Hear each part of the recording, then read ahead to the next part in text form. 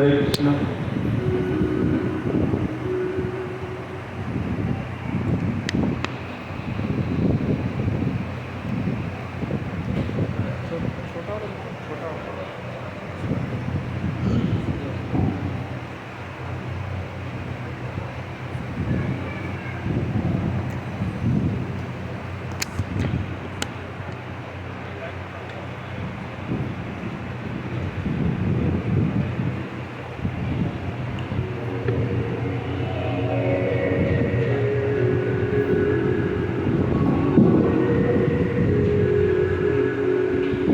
हरे कृष्ण।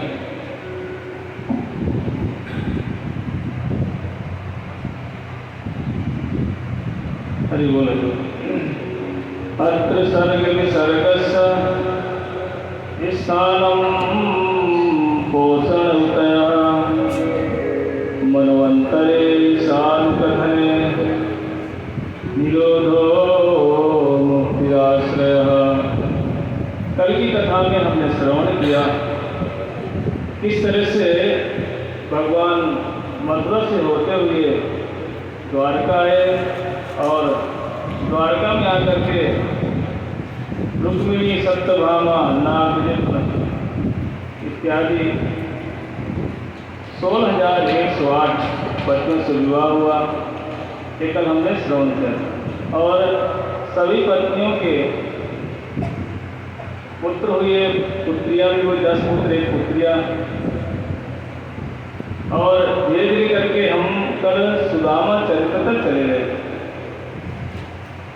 भगवान कितने भक्तवत्सल हैं कि विप्र सुदामा की भी समस्या का समाधान करते हैं। यदि हम सच में देखो भगवान का भजन करें तो क्या भगवान हमारी समस्या का समाधान नहीं करेंगे? पर हम क्या कहते हैं, पहले कंडीशन लगा देते हैं, बोले ठाकुर जी पहले मेरा दुख हरण करो फिर भजन करेंगे। भगवान कहते हैं कि भैया हम भी इतने पागल नहीं, जितनी चतुराई ये मनुष्य दिखाते हैं ना उससे भगवान की अधिक चतुर है। क्यों? भगवान से हमारा जन्म हुआ है, हमसे भगवान का जन्म नहीं हुआ है। हम इतने चतुर हैं, मंदिर में जाते हैं 10 रुपए का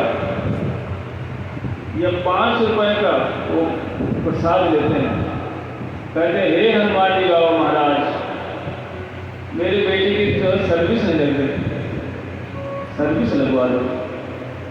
प्रसाद कितने का है? 5 रुपए। 10 रुपए का ले लो। नौकरी कितने की है? कम से कम है तो 50-60 लाख रुपए तो आ ही जाएंगे, नहीं तो 1 करोड़ तो आ ही जाएंगे। तो मनुष्य इतना चतुर है कि भगवान को भी ठग लेता है, लेकिन उसे ये पता नहीं है कि भगवान से हम पैदा हुए हैं, भगवान हमसे पैदा नहीं हुए हैं। करते कि नहीं करते बताओ? प्राय मंदिर में जाते हैं, दुख हो जाएंगे तो जाकर देवी के सामने हाथ जोड़ लेंगे, शिव जी के सामने हाथ जोड़ेंगे, बोले हे शिव जी बाबा मेरे ना बेटी की शादी नहीं हो पा रही, बढ़िया कोई रईस घर मिल जाए। वो लड़का कैसा होना चाहिए? वो लड़का सरकारी सर्विस में हो, यदि प्राइवेट भी हो तो कम से कम नहीं तो 50-60 हज़ार रुपये 1 लाख तो सैलरी होनी चाहिए। बोले क्या करूँगी? बोले बाबा मैं ना पक्का तुझे कुछ ना कुछ कराऊँगी। कराएगी कितने की? 500,000 रुपये की। काम कितने करवा रही है? कम से कम नहीं तो करोड़ों रुपये काम करवाना चाहते हैं। ये जीव की चतुराई है। इसलिए भगवान जानते हैं जीव बहुत चतुर है, लेकिन जीव चतुर तो है लेकिन भगवान ज़्यादा चतुर नहीं हो सकता कभी। इसीलिए जब हम श्री सुदामा जी की तरह यदि भगवान का भजन करें तो भी भगवान हमारी समस्याओं का समाधान कर देते हैं, लेकिन हम करें तब तो। इसीलिए हमें सबको विप्र सुदामा भगवान का भजन करते थे। भगवान उनके अंदर हृदय की बातों को जान करके, जबकि उनकी इच्छा नहीं थी द्वारकाधीश से कुछ मांगो, थी क्या? थी उनकी मांगने की इच्छा? उर्मिला जबरदस्ती कर रही उनकी पत्नी, नहीं आप चले जाओ, आपके मित्र द्वारकाधीश हैं, चले जाओगे तो हमारा दुख तो दूर हो जाएगा। लेकिन सुदामा जी क्या बोले? नहीं ये उचित नहीं है, ये मित्रता नहीं हुई। ये तो एक मित्र से दूसरे मित्र की अपनी समस्याओं का समाधान करने के लिए क्या हुआ? ये तो एक अपना उल्लू सीखा करना होता है। पर पत्नी बड़ी दिव्य स्वभाव की थी। स्त्री का स्वभाव हट स्वभाव थोड़ा होता ही है। हट स्वभाव का अर्थ पता नहीं वो क्या क्या काम भी करा देती, कहाँ कहाँ नहीं पति को झुकना पड़ता। ये तो स्त्रियाँ जानती हैं और पति जानती है। कई बार पति की इच्छा नहीं होती वो काम करने की, लेकिन पत्नी बोलती करना ही पड़ेगा, नहीं करोगे तो समझो फिर आशीर्वाद ठीक नहीं। वही पति को रोटी चाहिए तो उसे करना ही पड़ेगा। इसीलिए कभी भी सुदामा जी जाकर के पत्नी के कहे अनुसार वहाँ पर गए और भगवान ने उनके अंतर हृदय की भाव को समझ करके पत्नी की सारी इच्छाओं को भगवान ने पूर्ण किया। इसमें एक बार भी भक्ति की इच्छा नहीं थी कि मैं भगवान से कुछ नहीं मांगूं। कहीं पर भी ऐसा वर्णन यह भी पड़ रहा है कि सुदामा के हृदय में ये बात है कि नहीं मैं द्वारका देश से कुछ मांग के आता, मना कर दो नहीं वो मेरा मित्र है, ठीक है नहीं जाना। इसीलिए हमें कभी भी लोभी नहीं बनना चाहिए। लेकिन भगवान से भी मांगते हो तो उसमें कोई नुकसान नहीं है, भगवान पूरा भी करते हैं। इसलिए जा करके धीरे धीरे करके एक दिन की बात है, द्वारका में प्राय नारद जी भ्रमण ही करते थे। क्योंकि जहाँ पर भगवान होते हैं ना, नारद जी वहीं पर चक्कर लगाते हैं। भक्त लोग कहाँ जाते हैं? जहाँ भगवान होते हैं। कहाँ जाते हैं? जहाँ भगवान होते हैं। इसीलिए नारद जी की चक्कर लगा रहे थे। अकस्मात भगवत इच्छा से ही वसुदेव के मन में एक प्रश्न आया, क्योंकि भगवान को सुधाम गमन करना है। इसीलिए धीरे धीरे करके सबको शिक्षा उपदेश किसी न किसी माध्यम दिला रहे हैं। वसुदेव महाराज एक दिन बैठे हुए थे अपने द्वारका में, इतने में नारद जी भ्रमण करते करते पहुंचे। उनको देख करके द्वारका वसुदेव महाराज बहुत प्रसन्न हुए, उनका स्वागत सत्कार किया, फूलों की माला पहनाए, उनको प्रणाम किया। बोला अहो भाग हमारे घर में आज साधु वैष्णव का आगमन हुआ। देख करके वसुदेव महाराज इतने प्रसन्न हुए। कहते हैं कि साधुओं का आगमन ऐसे नहीं होता। लोग सोचते हैं साधु लोग तो ऐसे रोज चक्कर मारते थे, गले जाते हैं, गले से घूम के आ जाते हैं। तो नहीं, बोले महादेव चरणम निर्णाम गृहणाम दीयते साम निशेषाय भगवतन था कल्पते क्वचित। जब गर्गाचार्य कहाँ पर नंद भवन में जब गए थे तो नंद बाबू ने स्वयं कहा था कि हे वैष्णव, ये जो आपका आगमन हुआ है ना, ये ऐसे नहीं हो गया। स्वयं वसुदेव जी कहते हैं कि जैसे माता पिता का आगमन क्यों होता है? बोले पुत्र की उत्पत्ति के लिए, संतान को उत्पत्ति कराने के लिए माता पिता आते हैं। ऐसे ही बोले साधु लोग क्यों आते हैं घरों में? इसीलिए आते हैं कि कुछ परिणामी दे देंगे आप लोग और कुछ खिला देंगे बड़े बढ़िया, इसीलिए आते हैं ना साधु, इसलिए नहीं आते। क्यों आते हैं? दीन चेत साम, जिस पैसे को लेकर के, जिस संसार को लेकर के आप लोग लड़ाई मचाते हो, रात दिन परिश्रम नहीं करते क्या? 10 रुपये एक दिन गिर जाए तो समझो घर में कलेश जरूर हो जाते, दिखाई नहीं पड़ता, देख नहीं चल सकता था। ऐसे क्यों करते? वह क्यों 10 रुपये क्यों गिरा के आ गए? इस बात को झगड़ा हो जाता है घर में।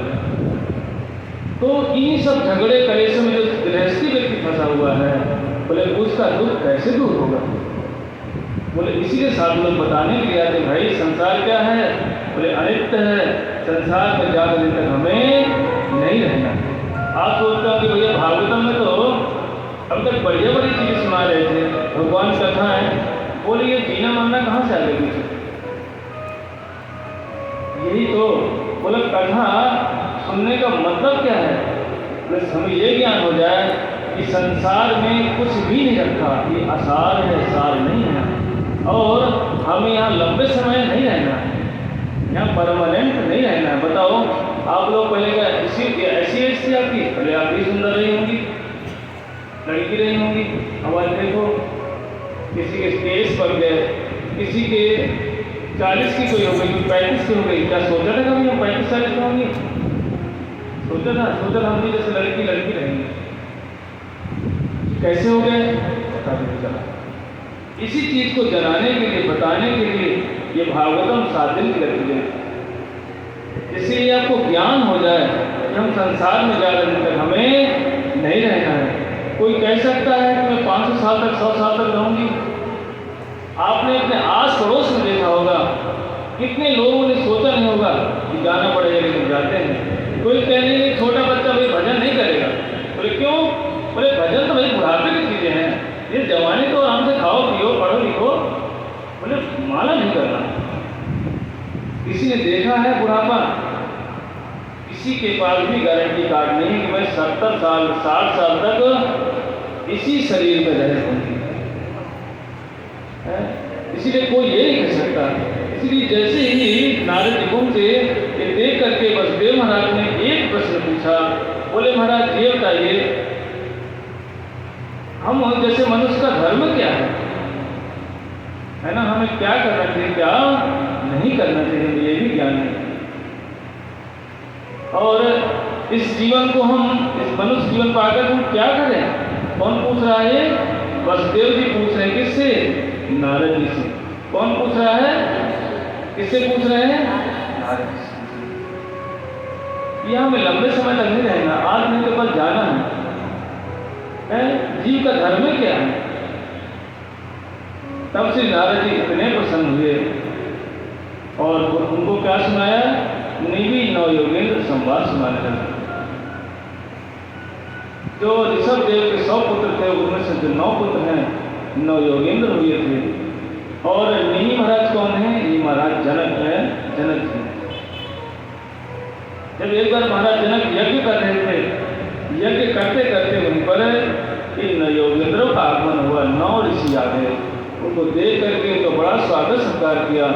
उनसे पूछने लगे कि महाराज हम क्या कर रहे हैं? दुर्लभो मानुषो देहो देहिनाम क्षणभंगुरः।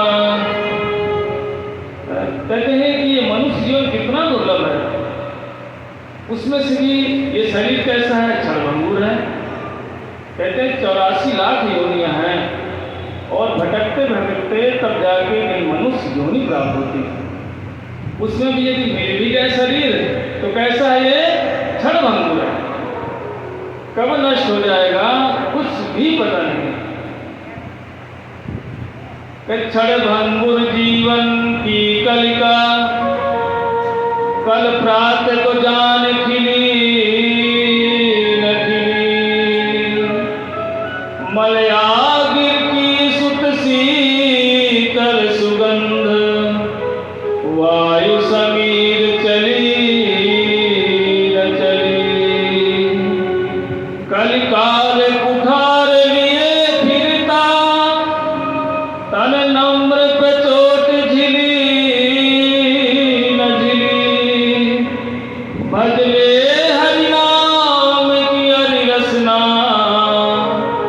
ये अंत समय बेहिली नहीं। बोले भैया ये क्षणभंगुर है शरीर है।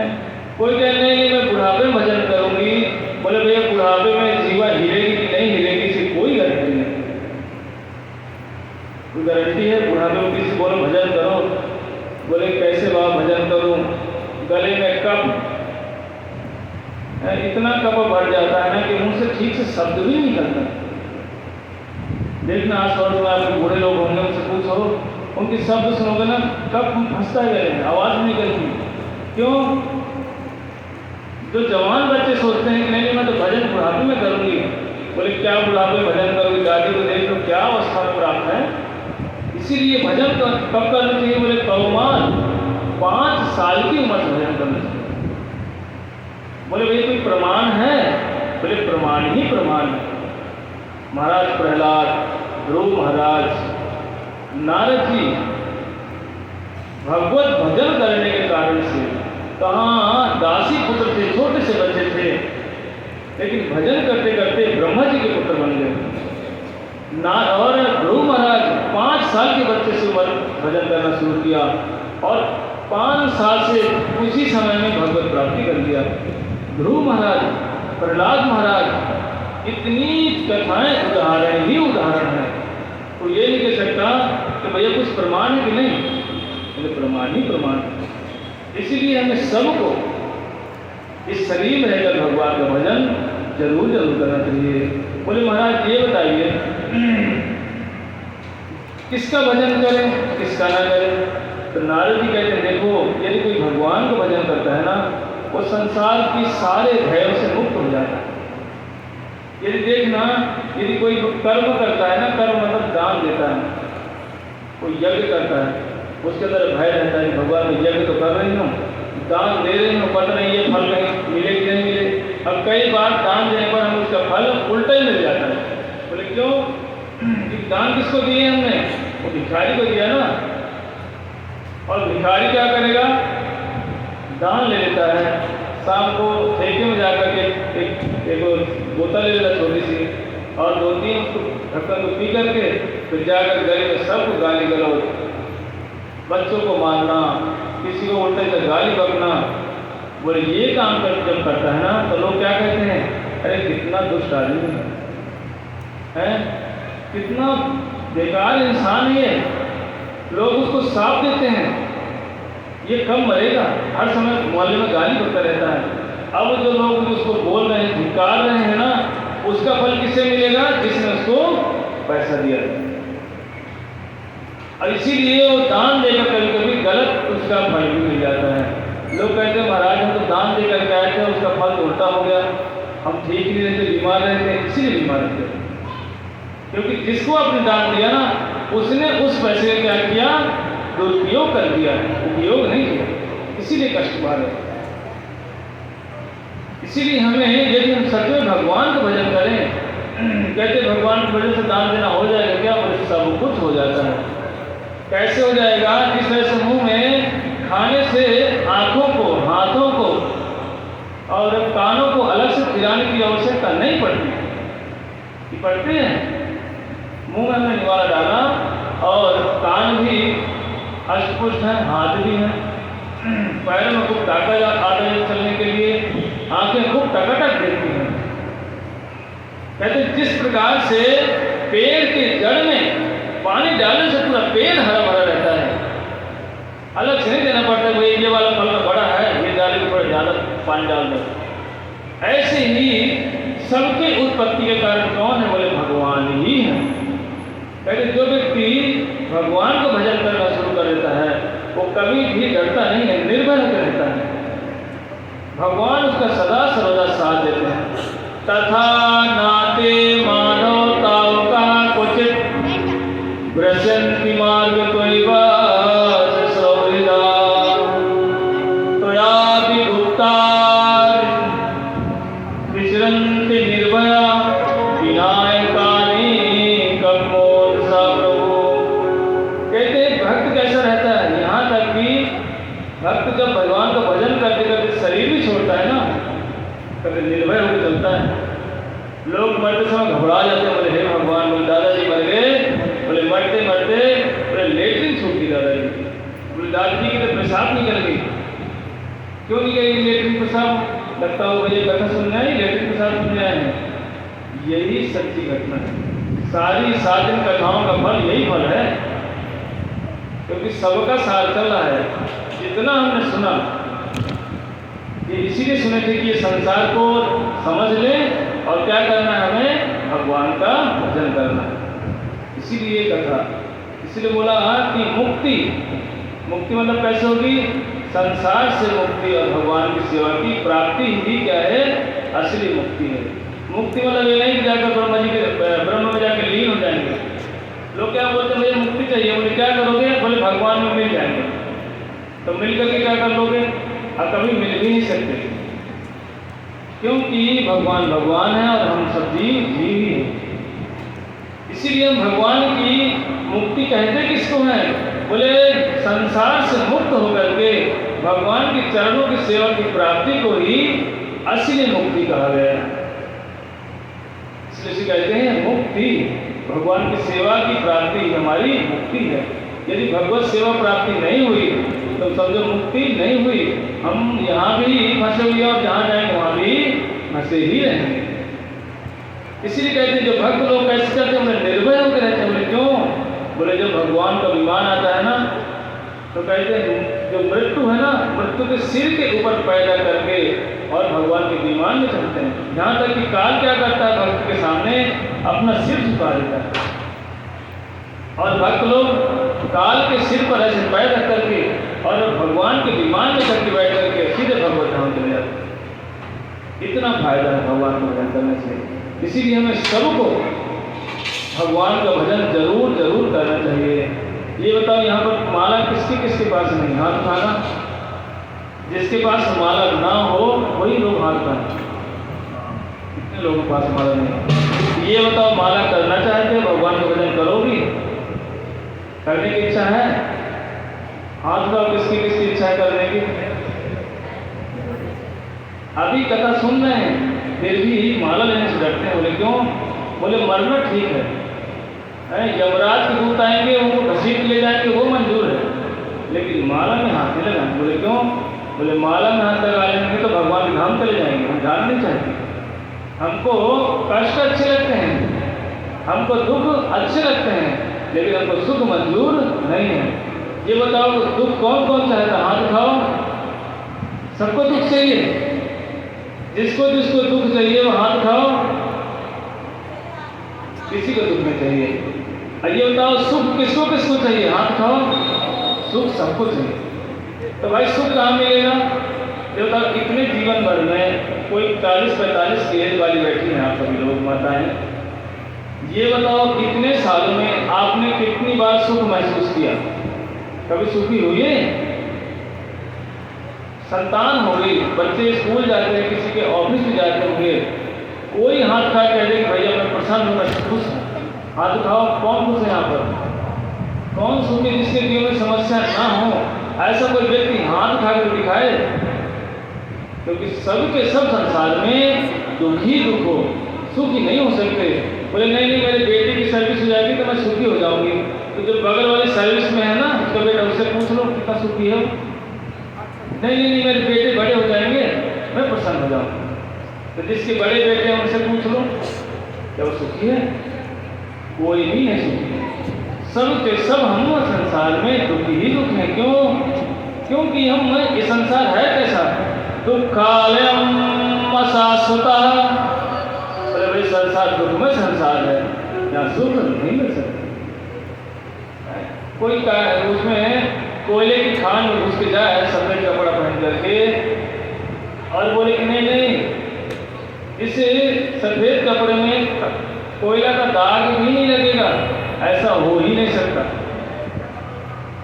व्हाइट शर्ट पहन करके जाओ, कोयले की खान हो, उसमें जा करके देख लो ये शर्ट जरूर जरूर काली हो जाएगी, ऐसा नहीं हो सकता। इस संसार में कोई आए कोई कहे मैं सुखी हूँ, भैया कभी नहीं हो सकता।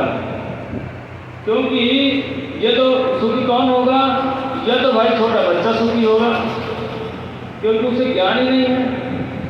5 साल का बालक, 6 साल का, 7 साल का, उसे होश नहीं है कि सुख किसे कहते हैं और दुख किसे कहते हैं। और दूसरे व्यक्ति कौन है? बोले पागल होता है। पागल को भी नहीं पता सुख क्या है दुख क्या है। एक चांटा मार दो घूम के जाएगा, फिर आपके दरवाजे में खड़ा हो जाएगा। गाय भैंसे हैं उनको में एक लाठी मार दो और हाथ दो तो घूम करके फिर दरवाजे में आ जाएगी। क्यों? उसे ज्ञान ही नहीं। तो इसीलिए संसार में सब के सब दुखी हो, लेकिन अब दुख का निवारण ही चाहिए, दुख से पीछे छुड़वाना है तो सच में एक ही उपाय है, भगवान का नाम। कलयुग केवल नाम आधारा, कलयुग केवल नाम आधारा। सुमर सुमर उतारहि पारा, सुमर सुमर नर उतारहि पारा। कलयुग केवल नाम आधारा। कहते भैया कलयुग है, इस युग में कोई सोचे मैं ध्यान लगाकर अपना दुख दूर कर लूंगी, ध्यान लगाकर दूर करने वाले बताओ कौन है?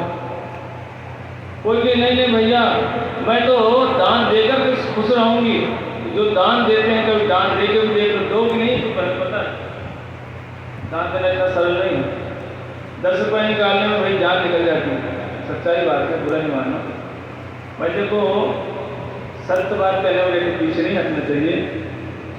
तो इसलिए सत्य बात यही है कि 10 रुपये किसको देना पड़ जाता है ना, तो 10 बार विचार करते हैं कि आज कथा में जा रही हूँ, 10 का नोट देना पड़ेगा। क्यों? यदि वही 10 का नोट रहेगा तो बच्चे के स्कूल में आने जाने के रिक्शे का भाड़ा भी काम आ जाएगा। इतना सरल नहीं दान देना। दान देते समय कष्ट ना हो उसे दान करते हैं, और हमें 1000 बार विचार करके देने जाते हैं तो दान नहीं हो जाता। इसीलिए कहते दान कौन, यदि कहते हैं कष्ट में होकर के भी यदि भगवान की सेवा के लिए पैसे दे दिए जाए, भगवान को दिया हुआ दान नहीं होता, क्या होता है? उसे सेवा कहते हैं। इसलिए दान ही बड़ा होता है। हम भगवान से बड़े हो गए क्या? हम भगवान से छोटे ही हैं। यदि हम भगवान को कोई वस्तु को दान कर रहे हैं तो उसे दान नहीं कहेंगे। हम क्यों दे रहे हैं? ये भगवान की सेवा के लिए दे रहे हैं। सब कुछ भगवान की सेवा के लिए। इसीलिए हमें सबको कहते, जो व्यक्ति भगवान का भजन नहीं करता ना, कहते वो कितना भी सुंदर हो संसार में, कहते भैया जिस तरह से कोई स्त्री मर गई हो, सुंदर स्त्री हो और वो मर गई हो किसी कारण से, कहते हैं उसको सुंदर बनारसी साड़ी पहना दो, खूब स्प्रे लगा दो, खूब अलंकार इत्यादि से उसमें सोना पहना कर उसको सजा दो, तो कोई फायदा है मरे हुए व्यक्ति को सजाने से? कोई फायदा बताओ? अलंकार की भी शोभा खत्म, वो जो साड़ी है ना उसकी भी शोभा चली जाए। क्यों? क्योंकि मरे हुए व्यक्ति को पहना रहे हो।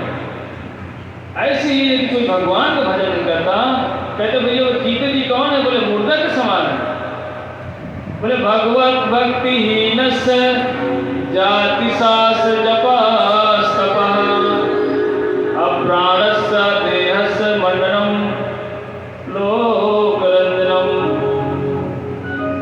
कहते जिसके हृदय में भक्ति नहीं है तो बोले वो क्या जिंदा है? बोले जिंदा है, पर कैसा है? बोले मरे जैसे ही। इसीलिए कहते हैं कि जब तक भगवान का भजन नहीं करेंगे तब तक हमारा कोई अस्तित्व नहीं, यदि भगवान का नाम नहीं करें। कौन सा नाम? बोलो हरे कृष्णा कृष्णा कृष्णा हरे हरे, हरे राम राम राम हरे हरे। कहते जिसके घर में कितना ही पैसा क्यों ना हो, कितना भी सुंदर व्यक्ति क्यों ना हो, यदि भगवान का भजन नहीं करता, कहते उसका सब कुछ बेकार है। हमारे गोस्वामी में तुलसीदास जी कहते हैं, बुद्धि बड़ी चतुराई बड़ी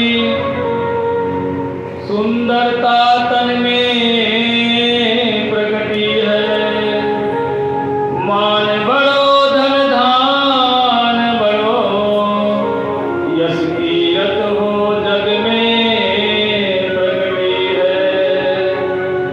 द्वार खड़े हैं गजेंद्र हजार, यश इंद्र को तो कछु न घटी है, तुलसी जगदीश की भक्ति बिना सुंदर नारी बिना के कटी है।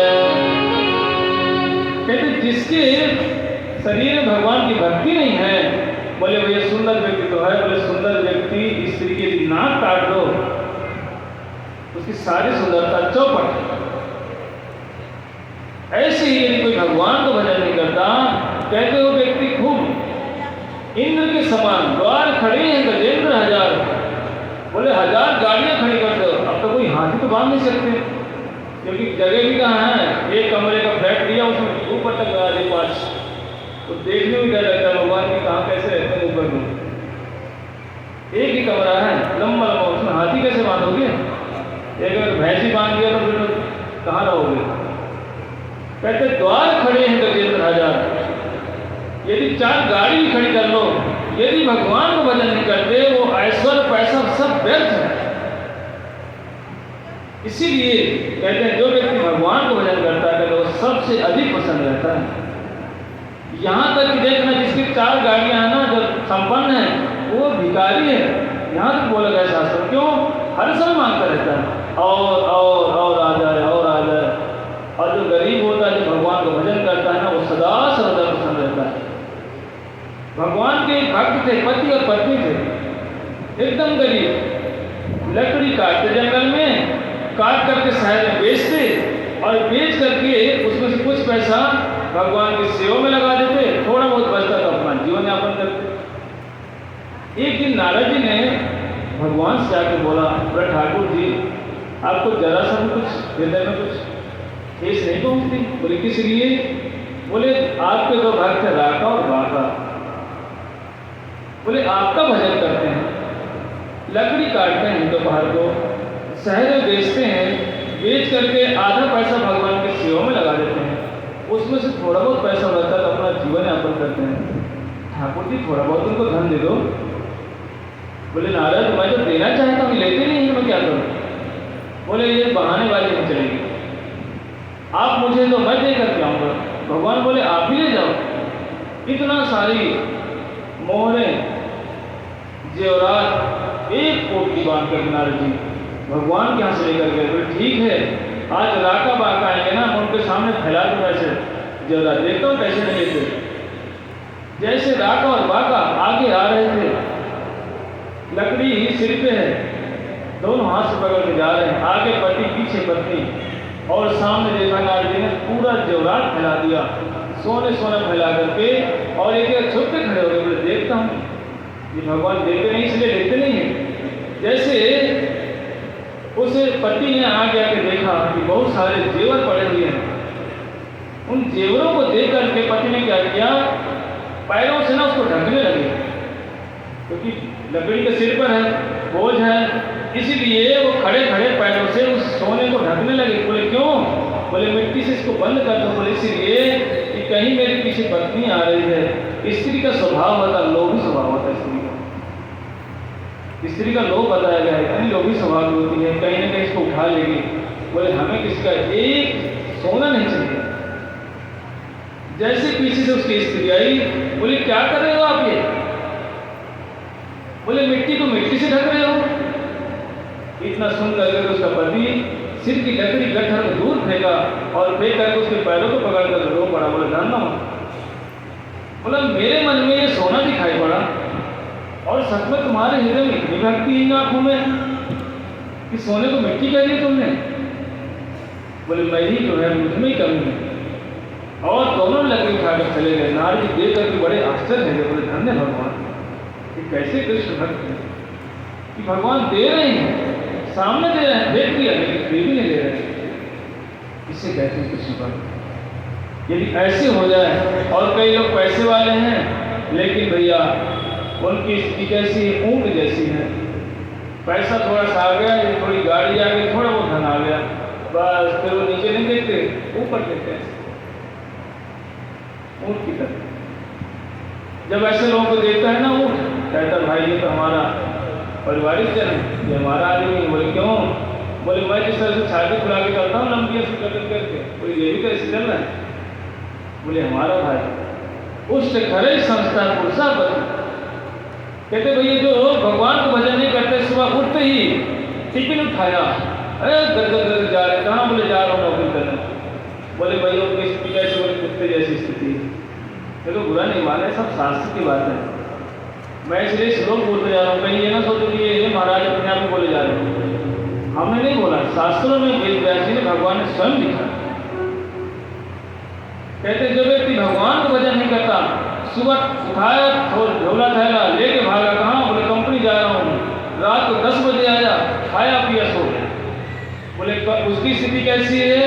बोले उसकी स्थिति तो कुत्ते जैसी है। जैसे कुत्ता सुबह जाता है ना, भागता है, तो इधर भाग उधर गया, किसी ने एक कांटा मारा, उधर गया, फिर किसी ने डंडा मारा। उसकी स्थिति तो कुत्ते जैसी है। उससे खरे हैं, खर मतलब होता है गधा। बोले गधा क्या करता है? बोले गधा पूरा जीवन भोजन होता है, और खाता क्या है? उसको मिलती है सूखा भूसा मिलता है खाने को। देखना, एक घर का मालिक नौकरी करने जाता है, नौकरी करता है, जीवन पर्यंत नौकरी करता है, ये सच बातें हैं। ये सत्य कड़वा है, क्या बोलते कड़वा सत्य है। एक घर का मालिक सुबह निकलता है नौकरी करने के लिए, 1 लाख रुपए सैलरी है, खाता कितना है 2 रुपये। किसके लिए कर रहा है? एकमात्र बच्चों के लिए कर रहा है, पत्नी के लिए कर रहा है, परिवार के लिए कर रहा है, और खाता क्या है 2 रुपये। उसमें यदि उसे डायबिटीज शुगर है तो भी कहेगा सूखी रोटी खाना है, घी भी नहीं खा सकते, खीर भी नहीं खा सकते। तो बताओ उसकी स्थिति गधे जैसी नहीं है? अगर वो गधा छोड़ दे सब कुछ और जाके जंगल में घास चरे, अपना पेट आराम से खाया जाए तो क्या आफत आ जाएगी? 2 गधे थे, देखो एक स्टोरी सुनाता हूँ मैं। 2 गधे थे, एक गधा किसी मालिक या नौकरी करता था और दूसरा गधा जंगल में रहता था। तो जब कभी कभी गुस्से में मालिक आए तो उस गधे को बहुत मारता था। तो जब वो गधा मार खा जाता ना, तो जो जंगल में गधा रहता था उसके पास जाता, बोला भैया आज हमारे मालिक ने तो बहुत मारा। तो जो जंगल वाला गधा बोलता, बोले भाई तो क्यों मर रहा है, छोड़ दे। तो मेरी तरह आगे देख, मैं हंसते कुछ हूँ, खाता हूँ पीता हूँ, आराम से घास चरता हूँ, नदी के किनारे रहता हूँ, पानी पी के सो जाता हूँ। बोले आ जाऊँगा, कुछ देर रुक जाओ। फिर एक दिन गया, फिर मार खा गया। इतना मार खाया उसकी ना चमड़ी उखड़ गई। फिर आया, फिर गधा रोने लगा। तब दूसरे गधे ने कहा, जंगल वाले गधे ने, बोले भैया तो छोड़ दे। बोले क्यों चक्कर में पड़ा हुआ है? बोले मैं भैया मैं सत्य बात बोलूँ? बोले बोल। बोले सत्य बात यही है कि जिस मालिक के घर में रहता हूँ ना, उस मालिक के पास एक लड़की है, और मालिक ने एक दिन बोला था कि उसकी लड़की क्या करती, जब खाना बनाती है ना तो कभी कभी रोटियां उससे जल जाती। तो बोला एक दिन मालिक ने बोला था, बोला यदि लड़की को बोला कि यदि आज के बाद यदि रोटी जली ना तो मैं तेरी शादी ना गधे से कर दूँगी। तो बोले महाराज मैं इस चक्कर में बैठा हूँ कि दोबारा रोटी जलाए और मेरी शादी में उस लड़की से हो जाए।